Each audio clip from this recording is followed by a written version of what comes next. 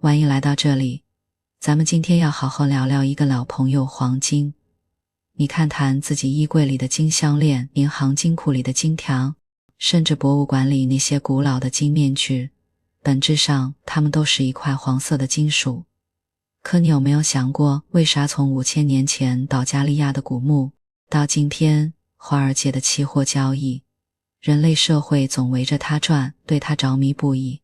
德国历史学家博德斯蒂芬格雷在《黄金、权力与财富的世界简史》这本书里给了一个让人深思的观察：人类挖出来的黄金总共也就19万吨，堆起来不过一个21米多的立方体，这点量连填满一个足球场的地基都不够。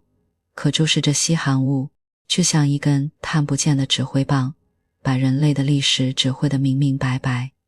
有人为了它跋涉冰雪去淘金，有人为了它发动战争，甚至连国家的货币制度、全球的贸易规则都曾围着它转。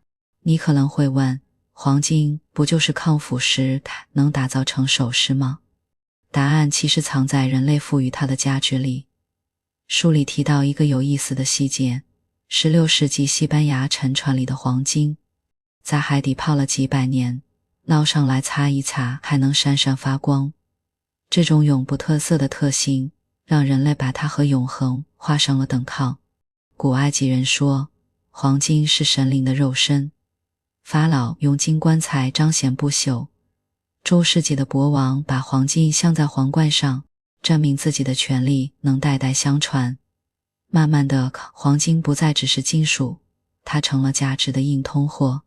这里有黄金，就有了权力、信誉，甚至能决定别人的生死。这根指挥棒最厉害的地方在于，它能跨越时空，跨越文明，去指挥人类。无论是古中国的丝绸之路，用黄金换取罗马的奇珍异宝，还是19世纪全球推行的金等位制，甚至到今天，当危机降临，人们仍然会下意识地囤积黄金。这些举动的背后，本质上都是人类对黄金等于稳定价值的集体信仰。那么咱们就得追根溯源了，这根隐形的指挥棒最早是怎么被制造出来的？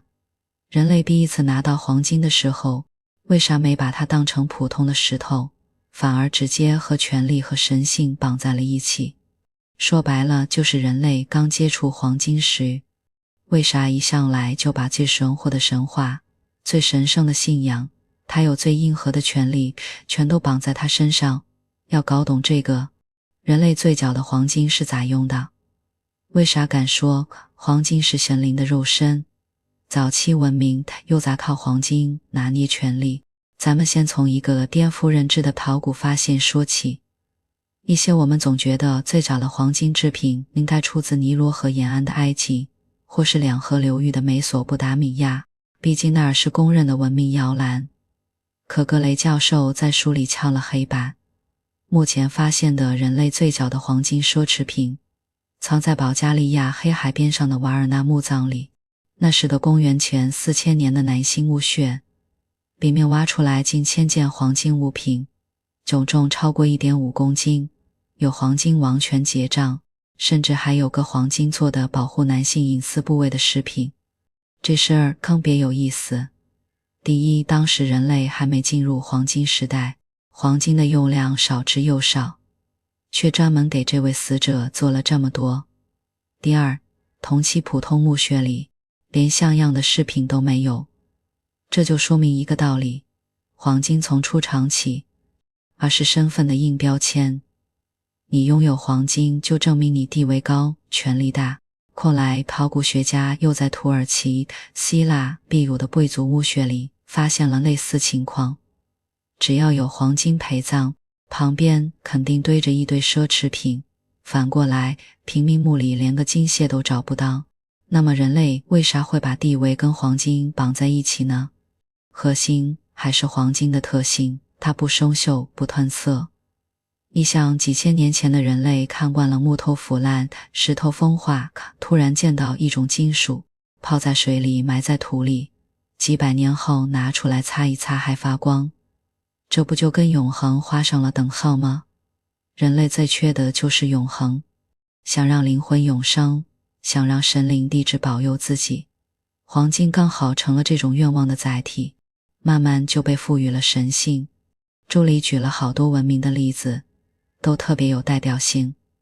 古埃及人直接说黄金是神灵的肉身，还搞了的金荷鲁斯铭，就是把鹰准神的符号刻在金字上，意思是我的权力跟黄金一样永恒。以色列人逃出埃及后，等摩西去山上拿10诫的功夫，就把金耳环熔了做黄金小牛来祭拜，气得摩西摔了戒条，杀了3000人。这不是说他们贪财，而是他们觉得黄金做的神像才配得上神灵的永恒。还有印度教在古老的吠陀经里说，造物主是从金蛋里生出来的，连火祭坛都得用黄金搭，黄金成了万物之源的象征，甚至欧洲青铜时代的占星术都没放过黄金。1999年挖出来的内布拉星象盘表面嵌着黄金做的太阳星形符号，距今快4000年了，它有柏林金帽，上面刻着19这的数字。因为古人发现19年后太阳和月亮会回到同一位置，黄金的不变刚好对应天体运行的规律，成为连接人间和天国的中介。说白了，人类把自己对超自然力量的所有想象都寄托在了黄金这玩意儿上。等时间推进到古希腊罗马时期，黄金的初心又多了一层，它开始跟经济、权力硬通货。比如考古学家在伊拉克南部的乌尔墓穴里发现了黄金，可当地根本不产金，后来查出来，这些黄金来自印度河流域的美卢哈伯。这说明早在公元前2500年，人类就为了黄金搞远程贸易了。古埃及更夸张，为了找东部沙漠的金矿，画了世界上最古老的金矿钉，每年要消耗600公斤黄金，一半靠自己挖，连卡纳克神庙里都堆了15吨黄金。诸神的雕像不是镀金就是纯金做的，真正把黄金变成货币的是小亚细亚的吕底亚国王克洛伊斯。公元前6世纪，他下令铸了最早的金币，一面刻金牛。这是人类第一次给黄金定规矩，统一重量，统一程度。你拿着这枚金币，后来亚历山大大帝征服波斯，光在苏萨地区就抢了4万塔兰特黄金，光好够他养军队打更多仗。罗马的凯撒大帝抢了高卢的黄金后，直接把金价压到1磅换3000银币，还组建了2的新军团。你看，这会儿黄金已经不是象征了，是实实在在能指挥军队打胜仗的权力燃料。不过有个细节特别有意思，不是所有文明都把黄金当宝贝，斯巴达人就不准私人藏黄金，说奢侈品会让人堕落。据说私藏黄金会被杀头，波斯国王居鲁士2世也下过禁令，普通人除非是皇帝赏赐，否则不准有黄金饰品。可这反而更说明黄金的初心有多牢固，越证明它是权力的专属品，生人碰不得。讲到这儿，咱们就把黄金的初心勒清楚了。它先靠稀有加永恒成了贵族的身份符号，再被人类赋予神性，成了通天工具。再后在古希腊罗马时期，又跟贸易、货币、军事权力绑死在了一起。可问题来了，到了中世纪，欧洲本土的金矿基本停吗？田拜占庭都觉得黄金不够用，他们对黄金的需求还在，总不能打早期的初心丢了吧？这就逼得欧洲只能向外找，从东方的拜占庭大拉伯帝国搞贸易，从非洲的撒哈拉以南抢黄金，黄金开始跨大陆流动，这就有了咱们下一部分要聊的黄金的流动、贸易掠夺与中世纪格局。咱们上一部分聊到，黄金从一开始就绑着神话、神性和权力，成了人类社会的硬通货。可到了中世纪，欧洲却遇上了的大麻烦，本土的金矿基本停了。公元47年之后，到6、7世纪，连拜占庭都喊金荒。莫洛温王朝的金币更是直接消失。但你想，上千年养成的黄金等于权力加神性的习惯，哪能说丢就丢？国王要做金皇冠彰显权威，教堂要做金十字架供奉神灵，王侯们要靠黄金联姻收买盟友，需求还在，黄金却没了，怎么办？答案只有一个，向外找。于是黄金开始跨大陆流动，而这股流动的潮水直接把中世纪的政治贸易格局被冲变了样。咱们先从一个流传最广的传说说起。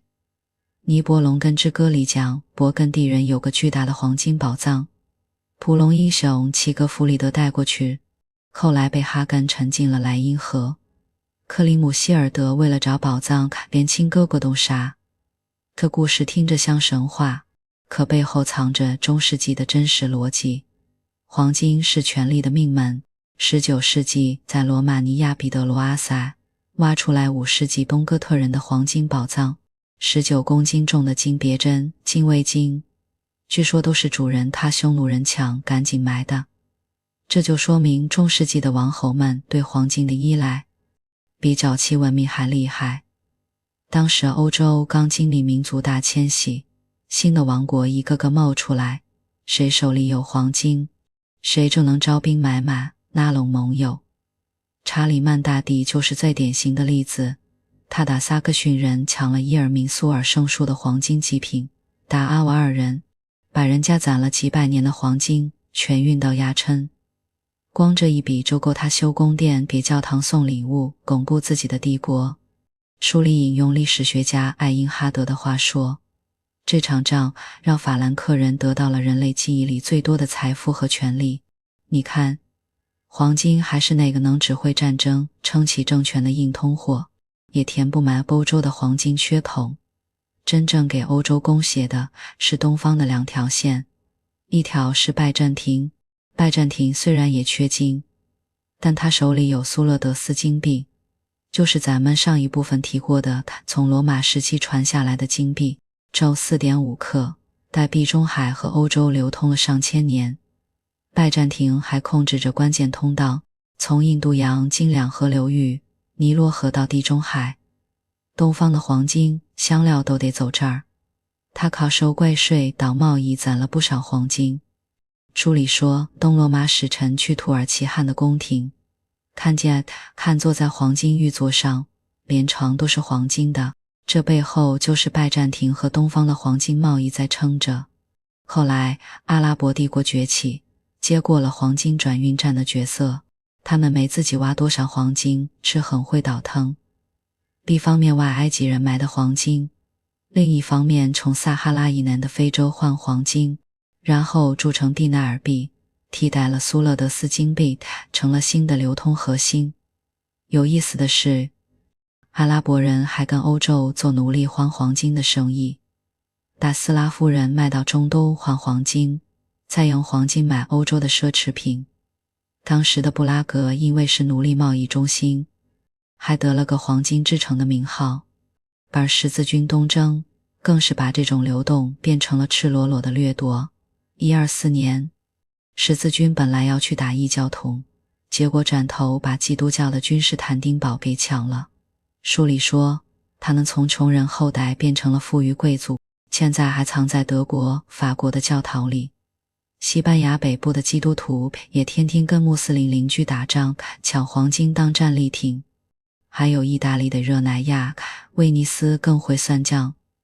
欧洲白银多黄金少，马格里布正好反过来，黄金多白银少，他们就用欧洲的白银换非洲的黄金，再运回欧洲卖，一倒手能赚好几倍。佛罗伦萨教的佛罗林金币，1284年威尼斯教的杜卡特金币，全是靠这波黄金套利搞起来的。这些穷邦后来能成为欧洲贸易中心，黄金流动是关键。不过中世纪黄金流动的大头其实在非洲。咱们现在总觉得非洲黄金是后来才被发现的，其实早在公元10世纪，撒哈拉沙漠的商队就把西非黄金往地中海运了。书里提了个特别震撼的考古发现，1932年有人在南非马棚古布韦山挖捕墓，找着的黄金犀牛断片，手掌大小，铸于14年到1271年。这证明非洲南部早在白人来之前就有成熟的采金技术和黄金工艺了。真正让欧洲人眼馋的是西非的加纳帝国和瓦里帝国。加纳帝国控制着班布克的金矿。阿拉伯地理学家阿里巴克里说，加纳国王的宫殿里连狗链子都是黄金做的。后来马里帝国取代加纳，曼萨穆萨国王1324年去麦加朝圣，带了6万随从，80头骆驼备黄金。到了埃及，他随手给的黄金太多，直接让埃及第纳尔币的价值跌了10年。到现在都有人说他是人类史上最富有的人。这股非洲黄金的流动直接勾来了欧洲的掠夺者。葡萄牙航海家最先沿着非洲海岸找黄金，后来发现控制不了金矿，就接着往南走。大拉伯商人也沿着东海岸南下，在莫桑比特的索法拉港运黄金。1001夜里辛巴达航海的故事其实就是这些商人的经历改编的。可问题来了，不管是东方的贸易，欧洲能拿到的黄金始终有限。拜占庭和阿拉伯帝国不是傻子，不会让欧洲随便赚。非洲的黄金通道被博布尔人、哪里人打碰，欧洲人插不上手。而且随着欧洲人口增长，贸易扩大，对黄金的需求越来越大，旧的来源不够用了怎么办？于是他们开始琢磨，除了东方和非洲，会不会有个新世界藏着更多黄金？就像传说里的金羊毛、黄金国。说不定在大西洋对岸，这种对黄金的迫切渴望推着哥伦布、达伽马们扬帆出海，而这就开启了咱们下一部分要聊的寻找黄金国，新世界的黄金。人类对黄金的追逐也从跨大陆流动变成了跨大洋掠夺。咱们上一部分聊到中世纪的欧洲，靠东方贸易和非洲换购来凑黄金，可缺口始终填不满。于是欧洲人打船开向了大西洋，盼着能找到传说中藏满黄金的新世界。这一找还真找到了，但随之而来的不是黄金带来的福音，而是一场席卷全球的风暴，对美洲的殖民掠夺，欧洲的通货膨胀，还有整个世界贸易格局的彻底重构。咱们先从哥伦布的一本日记说起。1492年，他刚登上美洲的岛屿，第二天就在日记里问当地人。后来他看到有人鼻子上挂着黄金小坠，直接在日记里写，我要向西南开。整本日记里黄金2个字出现了65次。你看，他哪是来发现新大陆的，分明是来找黄金的。等他第2年带着舰队回来，发现留在岛上的士兵全被当地人杀了，砍酒席欺负人。可西班牙人的回应更狠，直接把当地人变成奴隶。书里记载，多名我会的修道士安东尼奥德蒙泰西诺气得骂他们，为了挖金子，你们折磨印第安人，不给吃喝，让他们累死病死，这跟杀人有啥区别？但没人听，在黄金面前，道德和人性早就被抛到脑后了。这场黄金风暴最惨烈的是阿兹特克和印加帝国的覆灭。1519年，科尔特斯带着几百的西班牙人去墨西哥。阿兹特克国王蒙特苏马一开始抬搜他黄金旗子克沙尔鸟羽毛，想让他走，可西班牙人看到黄金就红了眼，直接把蒙特苏马抓起来，抢了他的宝库。后来阿兹特克人反击，把西班牙人困在特诺奇蒂特兰城。晚上西班牙人带着黄金逃跑，好多人掉进湖里淹死。这就是悲痛之夜，最后还是天花帮了西班牙人，阿兹特克人成片病死，帝国才被灭掉。秘鲁的印加帝国更惨，皮萨罗就带了168个人，把印加王巴塔瓦尔帕骗来抓了，要一屋子黄金当赎金。可皮萨罗拿到黄金后，还是把阿塔瓦尔帕杀了。然后把铺斯刻成的黄金全熔成金条运走。书里说，这些黄金里有好多精美的印加艺术品，全被熔了，就为了方便运输。人类几百年的文明结晶全成了冷冰冰的金属块。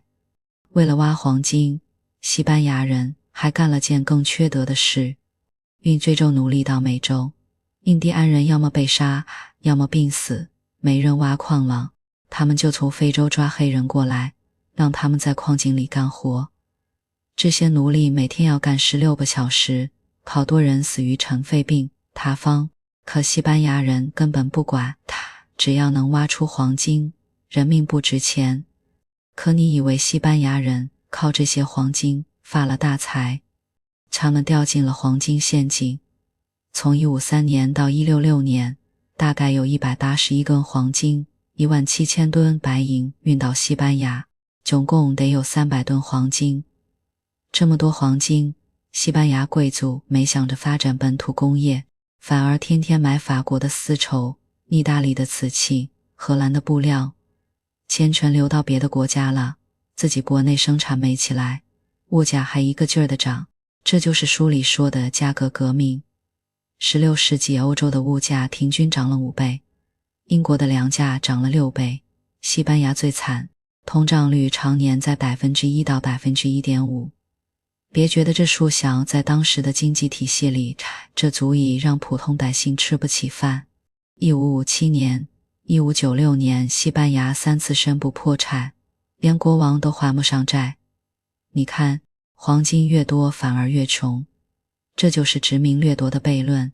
而真正赚了钱的是欧洲的中间商，比如意大利的热那亚商人，咱们帮西班牙管钱放贷款，还控制了欧洲的信贷体系。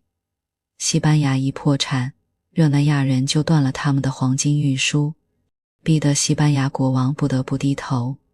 还有英国靠跟葡萄牙的关税协定把巴西的黄金弄过来不少，一边当海盗抢西班牙的运金船，一边搞东印度公司用黄金换亚洲的香料、丝绸，最后西班牙的黄金全成了英荷意的嫁衣。这场黄金风暴还吹到了亚洲。中国早在宋朝就用纸币靠黄金白银当储备，日本有银矿，可因为买中国丝绸花了太多钱，贵金属不够用，1715年干脆禁止硬币出口，而印度更夸张，成了黄金的无底洞。165年，法国医生贝尔尼埃去印度，看到莫卧儿帝国到处是黄金，惊呆了。欧洲人用美洲的黄金换印度的棉花香料，可印度人不要欧洲的布料，只认黄金，结果更多黄金从欧洲流到印度。书里说，17世纪印度进口的黄金比美洲运到欧洲的还多，全球的黄金就这样绕着地球转。可这场风暴也有消停的时候，大湿的米纳斯吉拉斯州金矿产量下降，从每年10吨跌到3吨，美洲其他地方的黄金开采也越来越难，欧洲又开始担心黄金不够用了。你想，工业革命刚开始，贸易规模越来越大，黄金要是不够，全球经济会不会又出问题？就在这个时候，有人在俄国的西伯利亚找到了黄金。1848年产量达到28根，几乎占了世界产量的一半。后来又有人在美国加利福尼亚、澳大利亚维多利亚发现了大金矿，一场更大规模的淘金热要来了。黄金的历史也从殖民掠夺进入了工业化开采的时代。这就是咱们下一部分要聊的加利福尼亚、澳大利亚、南非和第一次全球化。黄金如何从掠夺品变成工业化产品，又如何撑起了第一个全球货币体系？咱们上一部分聊到美洲殖民掠夺的黄金风暴过后，欧洲又面临新麻烦，大溪金矿产量从每年10吨跌到3吨，全球黄金快不够用了。这时候工业革命刚起步，贸易越做越大，没有足够的黄金当货币锚点，经济很可能掉链子。好在天无绝人之路，先是俄国挖出了黄金救急，接着加利福尼亚、澳大利亚、南非接连爆出大金矿。一场全球性的淘金热来了。更关键的是，这场热潮不仅解决了黄金短缺，还催生出一套国际规则全球化。咱们先从容易被忽略的俄国说起。其实早在18世纪，俄国人就在阿尔泰山淘黄金，1719年到18年挖了22吨。19世纪30年代，沙皇放松了私人采金的限制，照1848年，俄国黄金产量飙到28吨。这是什么概念？几乎占了当时世界产量的一半，比巴西最鼎盛时还多2倍。书里特意提了一句，一直被忽视的俄国黄金避免了贵金属再次短缺。要是没有这一部分黄金，后面的工业革命和贸易扩张可能刚起步就卡壳了。但真正改变格局的是1848年美国加利福尼亚的淘金热，一个叫詹姆斯·马歇尔的人在军务厂的水沟里发现了金粒。消息一传开，些是旧金山人疯了，接着东海岸的人坐船骑马往西边带，甚至还有中国人、墨西哥人跨海过来。这就是淘金热的第一阶段，个人淘金时代。那会儿没什么法律，美军虽然控制着加利福尼亚，但管不过来，矿工们只能自己组队分沟挖矿、逮河道。运气好的能捡到金块，但混乱里也藏着残酷。当地说西班牙语的人，印第安人要么被赶走，要么财物被抢。黄金的诱惑总能让人性的恶暴露出来。到了1853年，淘金热进入第二阶段，技术淘金时代。有人开始用水力泵靠高压水投山坡找黄金，虽然效率高了，但水冲过的地方全是泥坑，重金属全流进河里。更要命的是用水银提金，把金汞合金加热，可到了晚上，蒸发的水银会沉下来，把土地河流全污染了。助理说，这种污染到现在都没消除。加利福尼亚的一些河流里水银含量还是超标。再后来就到了工业化淘金时代，一方面造挖泥船，另一方面1851年就开始挖地下矿井。1852年是峰值，一年挖了121吨黄金，但好景不长，到1865年就跌到27吨，容易挖的都挖完了，剩下的得靠机器和资本，个人淘金者基本没机会了。1851年，澳大利亚也爆了淘金热，海本雷夫斯的探矿者在西南威尔士发现了黄金，就是圣经里那个盛产黄金的地方。跟加州一样，澳大利亚也经历了3个阶段，这里的土著早就被边缘化了，所以矛盾主要对准中国淘金者。当时大量中国人来澳洲淘金，这时候政府干脆禁止中国移民，这就是白澳政策的开端。淘金热不仅改变了澳大利亚的人口结构，还让这的罪犯流放地变成了移民国家，影响一直到现在。而南非的淘金热走了条完全不同的路，直接跳过个人淘金，进入工业化。1886年，有人在威特沃特斯兰德发现金矿，但这里的黄金藏在矿石里，不是河里的金粒，个人根本挖不了。很快，帐篷城变成了约翰内斯堡，木板房、酒吧、银行全冒了出来。得有蒸汽机、水泵、空风设备，还得有技术工人。探矿者没钱，只能找欧洲股东投资， 85% 的资本都来自欧洲。这里有的关键技术，氰化物提金法。之前用水银只能提 60% 的黄金，用氰化物能提到 90%， 还能把之前堆置的低品位矿石再筛一遍。就靠这个技术，南非在20世纪初成了世界最大黄金产地。更重要的是，修铁路到港口，开煤矿供能源，钢铁水泥也跟着发展。威特沃特斯兰德的工业化速度能跟欧洲美国比，但繁荣背后藏着大麻烦。黄金矿权和劳动力控制权成了矛盾的导火索，这就是书里说的黄金的潜在纷争。最典型的是南非布尔战争，布尔共和国是荷兰后裔建的，控制着威特沃特斯兰德的金矿，最后打了3年仗。战后英国缺矿工，就从中国运了6万劳工，结果伦敦8万人抗议中国奴隶。这事儿还影响了英国大选，还有俄国勒拿河惨案，童工在地下16小时铸币洞，工资不够买吃的，罢工后被军队开枪，500多人死亡，这成了10月革命的导火索。澳大利亚的尤里卡起义也一样，矿工反对每月30先令的采矿许可费，还没有选举权。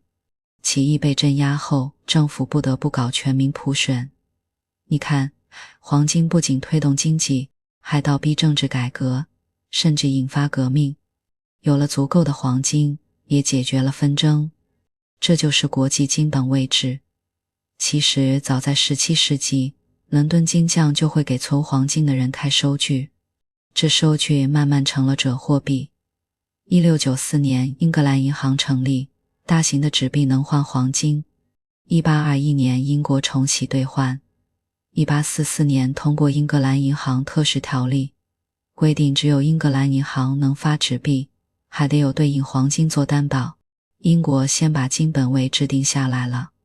到19世纪70年代，德国成了推手。1871年，德国打赢普法战争，拿到50亿法郎赔款，全换成黄金铸币，还停用白银。其他国家一看德国这么强，都用金本位跟着学。斯堪的纳维亚、荷兰先转，法国、美国也跟进。这套规则特别简单，各国货币都跟黄金挂钩，比如1英镑等于多少克黄金。这样一来，国际贸易特别方便，不用担心里程碑汇率波动。第一次全球化就靠这个撑起来了。当时英格兰银行是指挥家，其他央行都跟着他调利率，要是黄金不够了，就提高利率吸引外资进来，要是黄金多了，就降低利率刺激经济。央行之间还会互相帮忙，比如189年巴黎银行危机，各国央行互相借黄金，稳住了市场。这是建立在稳定货币和相互支持基础上的合作。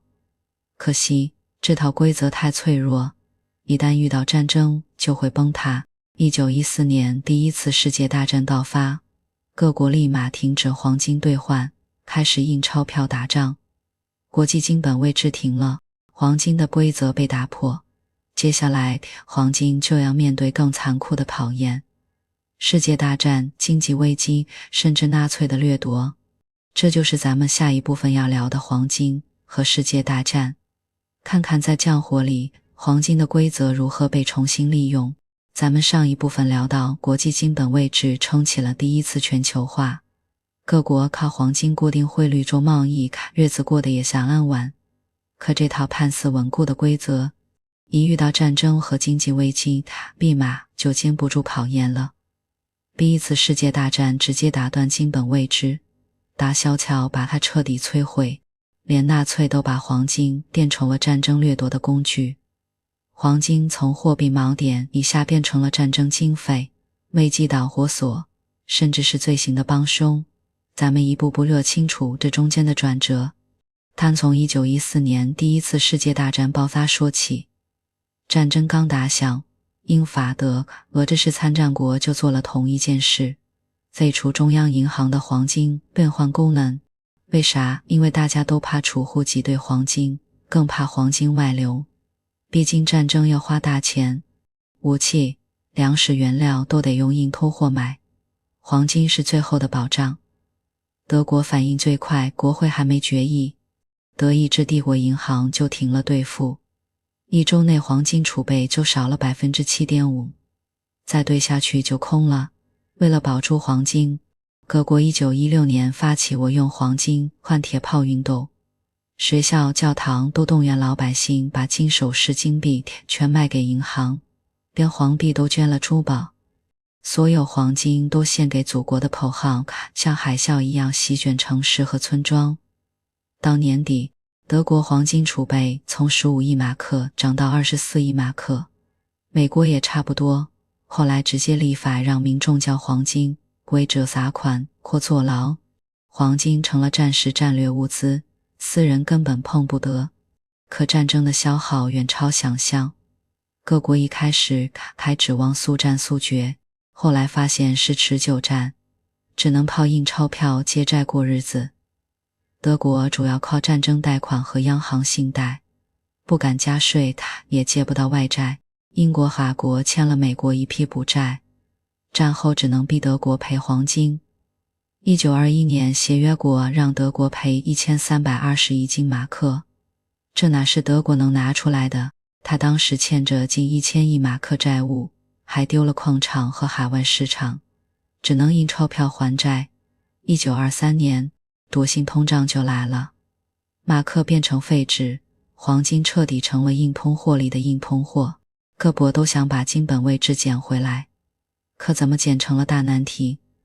当国1925年在丘吉尔的推动下恢复金本位，规定1盎司黄金被77先令 10.5 便士，出口商品太贵卖不出去，工业越来越差。法国1926年稳住法郎，1928年恢复金本位。因为法郎被低估，出口有优势，他趁机买了好多黄金。1932年黄金储备占比达 100%， 每发1法郎都有对应黄金，比英国稳多了。德国更有意思，1925年到193年黄金储备翻了番，靠的是持有的英镑升值。可1929年股灾一来，外资全撤，这说明金本位制的恢复从一开始就藏着隐患。真正让金本位制彻底崩塌的是1929年的世界经济危机来了，要降利率印钞票刺激经济，但会导致黄金外流，要么升利率紧货币搞黄金，可这样会让工业倒闭，失业飙升。当时美国提高利率，黄金哗哗流入，法国也跟着抢黄金，两大国想吸金磁铁，其他国家的黄金储备很快见底。1931年9月，英国扛不住了，宣布停止黄金兑换，英镑一下跌了1/3，出口企业立马活过来了。德国没明说停，但1931年银行危机后，直接取消货币兑换，搞外汇管制，等于变相放弃。1933年罗斯福上台更狠，先是禁止私人藏黄金，所有人必须按1盎司 20.67 美元卖给美联储。1934年又签署黄金储备法案，的金价提到35美元1盎司，美元贬值 40%， 美国出口也活了。书里说，后来经济学家都公认，脱离金本位制是克服危机最有效的手段。这套曾撑起全球化的规则则套成了危机的帮凶，不扔不行。危机中，伦敦的国际黄金市场成了晴雨表。当时4大黄金商每天在罗斯柴尔德银行闭门定价，先报个价，大家举英国国旗，表示能买能卖，期子全到了就定下来。1931年英国放弃金本位后，市场更乱了，之前印度人爱买黄金，1931年到1939年却卖了1230吨黄金，全运到伦敦。为啥？因为英国在印度搞紧缩，农民欠了高利贷，只能卖首饰买种子。书里引了英国财长张国伦的话，印度的黄金太振奋人心了，靠这些黄金，伦敦才敢降利率，稳住英镑。还有个意想不到的黄金来源，苏联想靠黄金买西风机器，派工程师去阿拉斯加学技术，还雇美国矿工，甚至把古拉格囚犯送进矿区。1925年苏联产金 22.7 根，1933年就超70吨，成了世界第2大产金国。这些黄金没公开，全在黑市卖，也帮着稳住了当时的黄金供应。可矿工的日子比奴隶还惨，美国矿工活不过聘用期，连负责采矿的官员都在1938年大清洗中被杀了，是纳粹德国的掠夺。他们的黄金来源分4类，一是敝国银行的正当储备，二是逼老百姓现金。1936年，私人黄金必须上报，藏黄金到国外要判死刑。30抢占领国的黄金，光比利时、荷兰、卢森岛就被抢了327吨。挪威王室带着黄金存在瑞士，却被瑞士银行交给了德国。4是从犹太人身上刮黄金，灭绝营里的囚犯金牙被敲下来，融化后卖给精炼厂，连手表都被党卫队抢了。直到20世纪90年代，瑞士银行帮纳粹洗钱的事才曝光，最后赔了受害者家属黄金。在这里彻底成了战争罪行的见证者。讲到这，咱们就会发现，一战打断了金本位制，大萧条摧毁了它，二战则让全球货币体系彻底无主。各国手里的黄金有多有小，货币信誉全靠自己说，贸易没法干。这时候全世界都需要一套新的规则，把黄金和货币重新绑起来，避免再出现通胀、掠夺和危机。于是1944年布雷顿森林会议召开，一套以美元和黄金为核心的新体系登场了。这就是咱们下一部分要聊的布雷顿森林货币体系中的黄金。谈谈黄金如何从战争工具重新变回全球货币锚点，又为何最终还是逃不过被抛弃的命运。咱们上一部分聊到2次世界大战和大萧条，把旧的金等位置砸得稀碎。二战结束后，全球货币像没头的苍蝇，各国货币发行量乱涨，贸易根本没法正常做。这时候全世界都盼着一套新规则来重构黄金与货币的关系。于是1944年的布雷顿森林会议来了，可这套看似完美的体系却藏着致命的漏洞，最后还是逃不过崩溃的命运。黄金也跟着从全球货币盲点慢慢走向了自由市场。咱们先搞懂布雷顿森林体系到底是咋回事。1944年7月，44个国家的代表挤在美国新罕布什尔州的布雷顿森林小镇开会，核心就一个，把黄金和美元绑在一起，其他货币再绑美元，1盎司黄金固定换35美元，各国货币跟美元定一个固定汇率，比如1英镑兑多少美元。要是汇率跑偏了，新成立的国际货币基金组织就给点贷款帮着调。这么一来，大家做贸易不用担心里筹备汇率波动，美元就成了黄金的替代品。诺克斯堡的黄金库就成了全球货币的定心丸。泰晤士报当时就说，美元是诺克斯堡里随时能换黄金的凭证。但这套体系从一开始就有个死穴。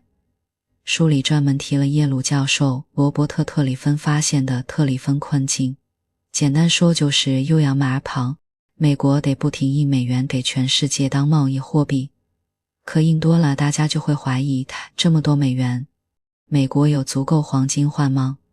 可要是不印，全球贸易没美元用，经济就没法转，人类居然会挖黄金埋进另一个洞，就为了看着安心，这简直是浪费能源。这套体系的矛盾从诞生那天就注定了。一开始体系还能撑住，二战后欧洲亚洲一片废墟，美元很抢手，美国黄金储备也足。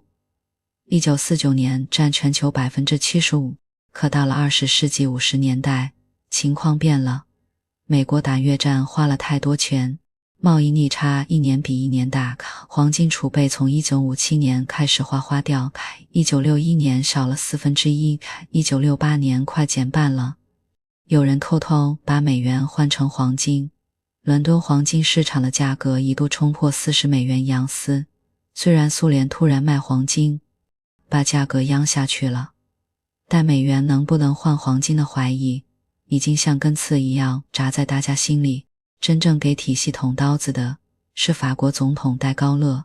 1965年2月，他在爱丽舍宫开新闻发布会，直接骂布雷顿森林体系，美国欠了债，居然能用自己印的美元还，不用拿黄金，这不是免费借钱吗？他还说，只有黄金才是没国籍的硬通货，斩头就下令把法国的美元储备全换成黄金，用军舰运回巴黎。法国储备里 73% 都是黄金，成了硬通货钉子户。其他国家一看戴高乐这么干，也跟着偷偷换黄金。美国黄金储备掉得更快了。1968年体系彻底扛不住了。3月13日那天，伦敦黄金市场一下子被买走175吨黄金。苏黎世、巴黎也被抢疯了，交易量是平时的30倍。各国央行的黄金总库抛多少就被买多少，根本顶不住。没办法，英国只能宣布3月15日临时闭市。等再开市时，黄金市场分成了2半，央行之间还按35美元一盎司结算，私人交易随便定价。这一下，黄金的官方价格和市场价格分家了，泰布雷顿森林体系的裂缝彻底露出来了，还改变了黄金交易的江湖格局。瑞士3大银行趁机成立了苏黎世黄金总库。为啥是瑞士？因为它中立，银行又保密，还跟南非关系好。南非当时产全球2/3的黄金，以前靠伦敦金链，现在直接运到瑞士。苏黎世一下成了最大的实体黄金市场。瑞士金链厂每年处理的黄金能赶上全球年产量，连意大利珠宝商宁愿多花钱都要去瑞士买黄金，就为了避税和保密。这时候还有个绕不开的话题，南非和苏联的黄金。南非当时搞种族隔离，却没人敢真的制裁它，因为大家都要靠它的黄金。1997年，南非产进1000吨，占全球2/3，倒是断了供，金价肯定疯涨。苏联更有意思，它的产金量没人知道，估计每年300到400吨，却偷偷在瑞士卖黄金。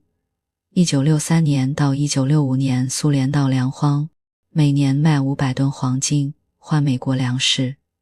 书里说，这场粮荒反而救了布雷顿森林体系。要是苏联不卖黄金，金价早崩了。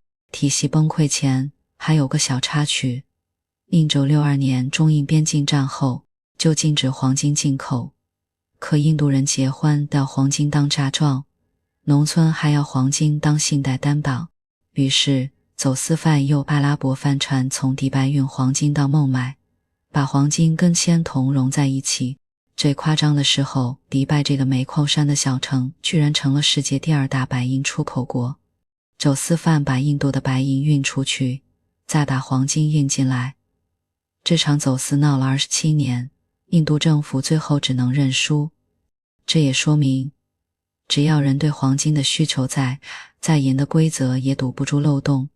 终于到了1971年8月15日，美国总统尼克松晚上对着电视宣布暂时停止美元对黄金的兑换，直接炸垮了布雷顿森林体系。美元不再跟黄金挂钩，各国货币汇率自由浮动，黄金也彻底失去了货币锚点的身份。书里说，这是自1871年全球推行金本位制以来，黄金货币角色的终结。可黄金的故事没结束，没了货币身份，它该干啥？有人把它当成对抗通胀的避风港，有人把它变成期货市场的赌具。金价开始像坐过山车一样涨涨跌跌，接下来黄金就要进入一个全新的时代，从被政府管控的货币变成被市场炒作的投资品。这就是咱们下一部分要聊的，经济繁华之后第2次全球化时期的黄金。看看黄金如何在自由市场里走出一条全新的逆险路。咱们上一部分聊到布雷顿森林体系垮台后，美元和黄金脱钩，黄金丢了货币锚点的身份。可你别以为它就此没落了，恰恰相反，从金开启了一场彻底的转型，从以前被政府死死管控的官方货币变成了被市场炒来炒去的投资品。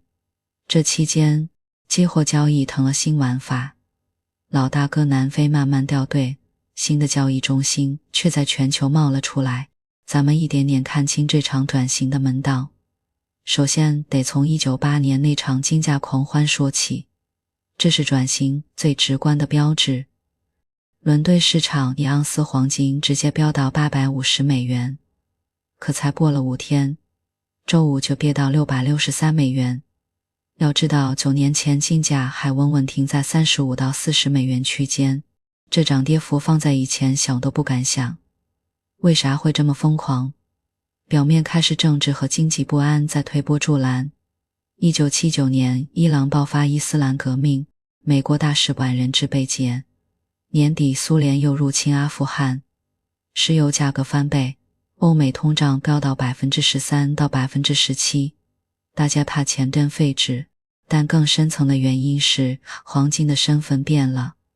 自从尼克松宣布美元不兑黄金，以前有央行兜底，现在全看市场供需和投机情绪。书里提到几个关键细节，美国本来每月卖23吨黄金为稳，1979年突然停了，苏联因为石油收入增加也不卖黄金了，加上美国、日本这些国家陆续废除黄金禁售令，私人投资者一下涌进来。光1978年到1979年，美国就进口了202吨克鲁格金币。更关键的是，期货交易开始主导市场。以前买黄金得真金白银扛回家，现在只要在纽约芝加哥期货交易所开个户，交一点点保证金，杠杆一放大，涨的时候赚翻，跌的时候也亏得快。198年的暴跌本质就是期货市场的投机泡沫破了。这场狂欢的后果很快就传到了产业链上下游，对首饰厂和牙科诊所来说简直是灾难。198年首饰加工的黄金需求直接跌到上一年的1/5，牙科用金也少了2/3。以前金价稳，厂家敢囤货，谁敢大量进货？反倒是电子产品行业受影响小，因为黄金在芯片里就用一点点，占成本比例低。不过厂家也想出了应对办法，搞期货对冲，提前跟卖家约定好价格，不管未来金价怎么变，都按约定价拿货，相当于给黄金加了保险。而对黄金老大哥南非来说，这场转型是先甜后苦。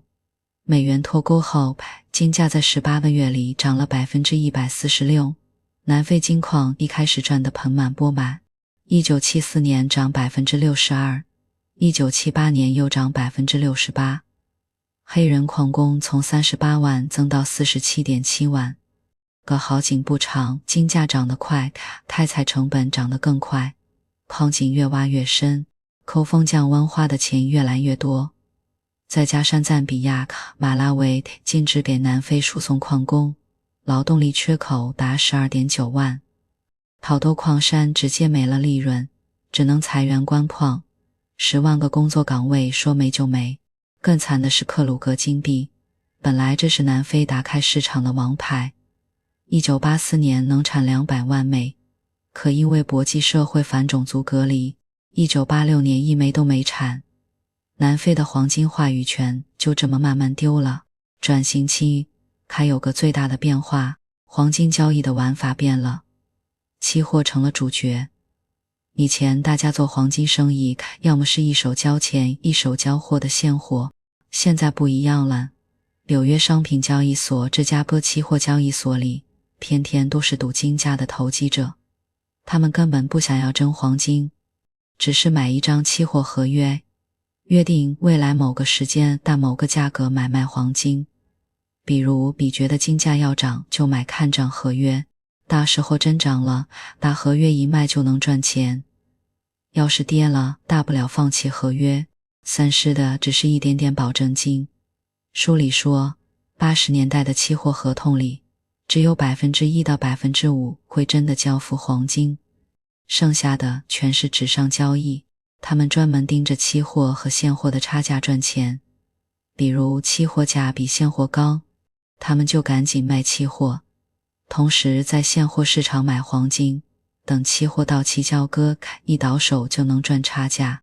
反过来，要是现货价高，就买期货卖现货，这么一操作，总能往一块靠，市场也不会太乱。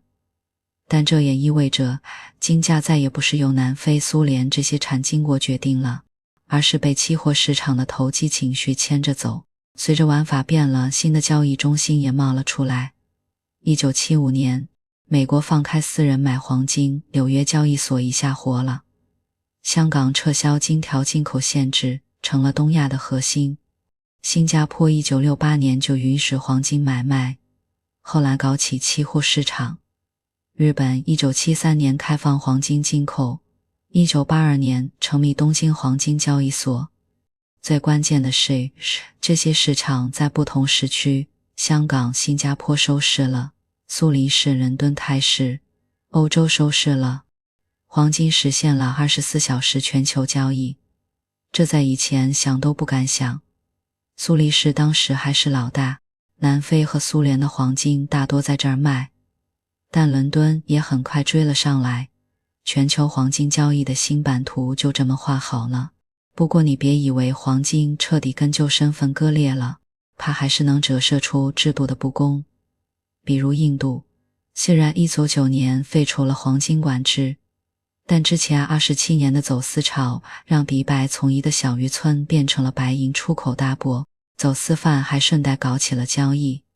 南非的种族隔离也因为黄金产业的衰落慢慢失去了经济支柱，为后来种族隔离制度的终结埋下伏笔。这场转型完成了身份切换，从稳定货币的锚变成了风险投资的标的。它不再由政府说了算，而是被市场供需、投机情绪甚至国际政治牵着走。但有意思的是，不管玩法怎么变，人们对黄金的信任没变，通胀是吞它，它还是那个能让人安心的硬通货。而这场转型也为黄金在新千年的复兴铺好了路。等到2年后，金融危机接连爆发，人们又想起了黄金这个避险神器。ETF 基金、数字货币这些新工具也跟黄金结合，这就是咱们下一部分要聊的，在新千年黄金的复兴。看看转型后的黄金怎么在新时代里再续传奇。咱们上一部分聊到，黄金完成了从货币锚点到投资品的转型，期货交易、全球24小时市场成了新玩法。可谁也没想到，金属居然迎来了一轮复兴。金融危机让人们又想起它的避险本色。ETF 基金让普通人也能轻松炒黄金。中国、印度这些新兴经济体更是把它推上了新高度。黄金不再只是西方市场的老玩家，而是成了全球格局里的硬通货标杆。咱们慢慢乐清楚这轮复兴的逻辑。首先得说，新千年的黄金复兴是危机逼出来的。81年911事件虽然对金价影响短，但让大家意识到风险无处不在。真正的转折点是88年9月15日雷曼兄弟破产，9月17日美国政府接管美亚保险，黄金成了救命稻草。书里写当时的场景，投资者以任何价格收购黄金，场外交易价一天从900.40美元到870.90美元，不是比物价，是恐慌到不管价格能买到就行。核心是信任崩塌，银行说到就到，货币印得越来越多，美元一个价贬值。而黄金是唯一不跟任何政府绑定的硬通货。29年10月，金价第一次破1000美元每盎司，21年9月直接冲过1800美元。连欧元危机时，大家都拿着欧元换黄金，哪怕欧元跌，黄金也能扛住。书里引用经济学人的话特别贴切，当其他东西都有风险时，黄金看起来是个好投资，就算跌了还能打造成首饰戴在脖子上，这是股票做不到的。这轮复兴里，一个新玩家功不可没，黄金 ETF。 以前普通人买黄金，要么买首饰，要么买金条， ETF 就不一样了，像买股票一样在交易所下单，基金公司会真的囤黄金，你持有的份额就对应真实的金条。其中最大的 SPDR 黄金基金，2012年持有了1300吨黄金，价值837亿美元，比意大利、法国这些老牌黄金储备国的量还多。但 ETF 是大双刃剑，涨的时候它会大量买黄金推高价格，跌的时候为了保住基金价值，2015年金价跌， SPDR 的黄金库存一下从1300吨降到630吨，直接拉低了全球金价。书里说 ETF 掌控着全球1/4到1/3的交易量，成了金价波动的加速器。这是新千年黄金市场最不一样的地方。以前是产金国说了算，现在是基金和投机者主导。除了投资端，产金国的格局也变了。老大哥南非彻底掉队，新兴国家接了班。南非因为矿井越挖越深，温度高，压力大，开采成本飙升，2年后年产量从600吨跌到400吨以下。而中国异军突起，27年就成了全球最大产金国，年产量超过美国和加拿大的总和。书里还提了个冷门的，2014年被发现后每年产80吨黄金，成了世界最大金矿，坑洞直径超3公里。这些新兴产金国慢慢改写了全球黄金的供给版图。更关键的是，以前黄金消费主力是欧美，现在是中国和印度。印度人对黄金的爱就没断过，天间储备估计有24000吨。2011年挖出来的帕德玛纳80瓦神庙宝藏，光黄金就值150亿欧元。更别说印度有5亿25岁以下年轻人结婚要黄金当嫁妆。中国更猛，私人黄金持有量占全球1/4，每年超1000吨。上海黄金交易所成了世界最大实体黄金市场，热闹。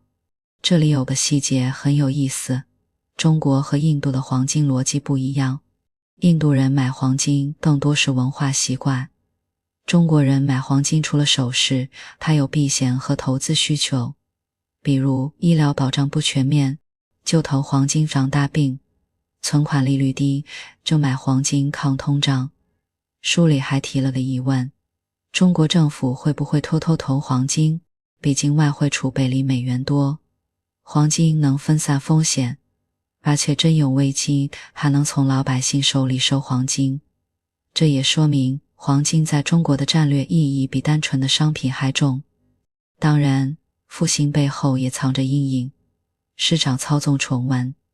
2015年德意志银行被曝和巴克莱、汇丰等银行以此年到2014年操纵纽约商品交易所的金价，比如不以下价单误导行情，最后赔了6000万美元和解。美国 CFTC 还罚了瑞银、汇丰近3000万美元。书里说，这让黄金阴谋论更有市场，毕竟这么神圣的金属居然也能被银行偷偷操控，多少有点讽刺。但不管有多少争议，本质上还是信仰的胜利。你想啊，黄金不能吃不能穿，工业用的印上，可为啥从5000年前的保加利亚墓葬到今天的 ETF 基金，人类就是认它？因为它是价值的底线，不管货币怎么贬，黄金的光泽不会变，大家对它的信任也不会变。咱们就把黄金的故事从初心讲到了复兴，从神话里的神性到中世纪的贸易，从殖民时代的掠夺到全球化的规则，再到新千年的投资狂欢。黄金的身份一直在变，可它的核心没变，它是人类对稳定价值的永恒追求。最后咱们可以留个追问，现在数字货币兴起，有人说黄金要被淘汰了，可真的会吗？其实不管技术怎么变，要人类害怕通胀，害怕危机，还需要一种跨文明的硬通货。黄金的故事就还会继续，这根穿越千年的隐形指挥棒，未来还会指挥人类写下新的历史。咱们一路聊下来，从保加利亚墓葬里的权力符号，到古埃及神灵的肉身，从中世纪商队里的贸易硬通货，到殖民时代沾满血泪的掠夺品，从撑起全球化的金本位锚点，到期货市场里被炒来炒去的投资品，再到新千年人人追捧的避险神器。可不管它的角色怎么换，有个问题咱们始终绕不开，既不能吃也不能穿，工业上就用那么一点点，凭啥能让人类追了5000年？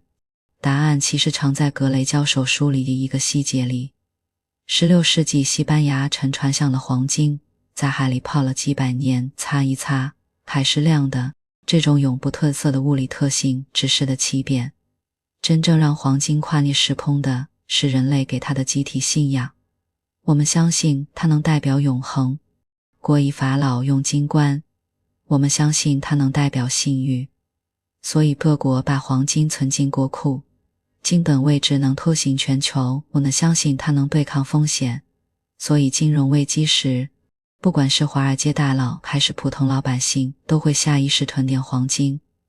你看，黄金的价值从来不是天生的，而是我们一起信出来的。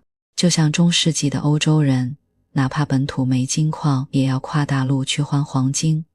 不是因为黄金能当饭吃，是因为大家都认，有黄金就有权利，有安全，有尊严。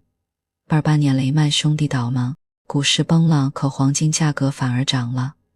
数字货币炒得再火，一旦有危机，大家还是会往黄金里躲。为啥？因为数字货币依赖技术，依赖平台，可黄金不依赖任何人，它的光泽就是最硬的信任凭证。书里还提过一个数据，人类挖了5000年的黄金，堆起来就一个 21.4 米的立方体。这点量根本不够当全球货币，可就是这稀罕物却成了所有文明的价值公约数。古埃及人认它，中国人认它，哪怕语言、宗教制度完全不一样，一看到黄金，大家都知道这东西值钱。这种跨文明的共识才是黄金最核心的本质。说到底，黄金的历史就是人类对稳定价值的追逐史。我们怕货币贬值，怕权力更迭，怕危机到来，怕自己手里的财富变成废纸，而黄金就是我们对抗这种怕的定心丸。它不是普通金属，是人类给价值找了一个终极载体，是我们在不确定的世界里能抓住的一点点确定。所以哪怕未来技术再发展，数字货币再流行，黄金也不会消失。因为只要人类还需要一种不跟任何政府、任何平台绑定的硬通货，只要我们还对稳定价值有渴望，这枚闪着光的金属就会一直陪着我们。黄金的本质从来不是金属本身，而是人类对价值的终极信仰。这份信仰穿越了5000年，也会一直延续下去。